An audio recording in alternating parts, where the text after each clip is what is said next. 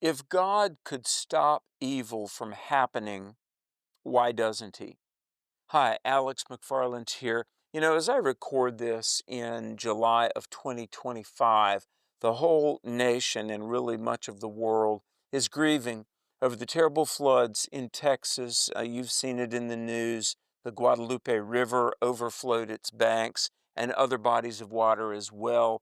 And in the immediate path of this incredible flood, where the river waters rose over 20 feet in a matter of minutes, Camp Mystic, a Christian camp that was built in the 1930s, was pretty much washed away. And right now, as I record this, the death toll throughout Texas is at 150 fatalities and rising.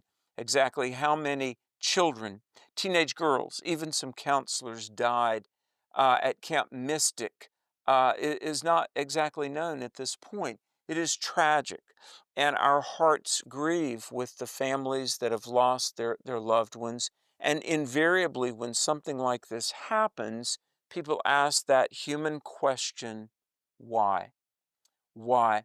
I think about over the last few years, we've seen shootings, we've seen natural disasters. In my home state of North Carolina, about 20 years ago, there was the Princeville flood that took many lives. And so I want to talk about something that I'm not taking this lightly, I'm not being trite or superficial, but we do live in a fallen world.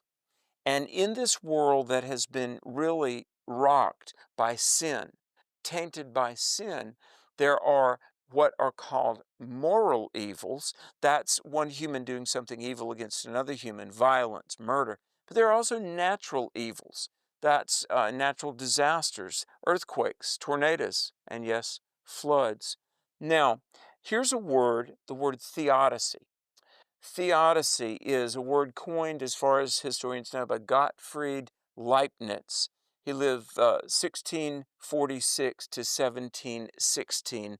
And the word theodicy means a vindication of God. In other words, we're going to try to reason through this so that God is exonerated. The flood happened, lives were lost. That's very sad. It doesn't mean that God couldn't have stopped it. And it doesn't mean that God caused it as something malicious or evil. God is holy, God is love, God is righteous. So God doesn't do things that are cruel. And while, sure, with omnipotence, God could have stopped it, what we have promised in God's Word, and I think this has been seen throughout so much of history, is that God, and only Christianity can make this promise actually, but that God brings good out of that which is otherwise bad. Down the road, ultimately, God can turn proximate tragedy into ultimate good.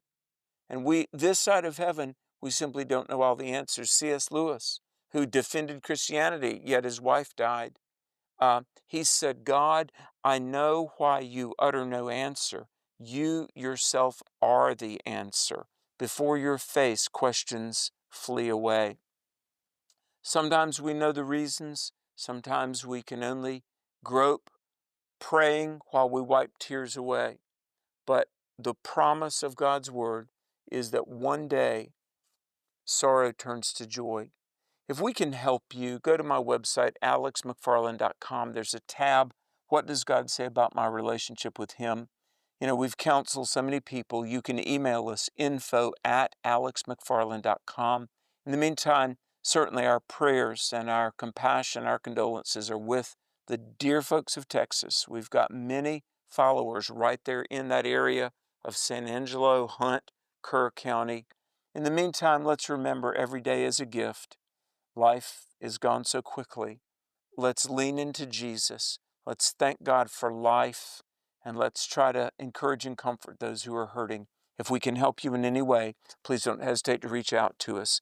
May God bless you in all things, and may God be with you.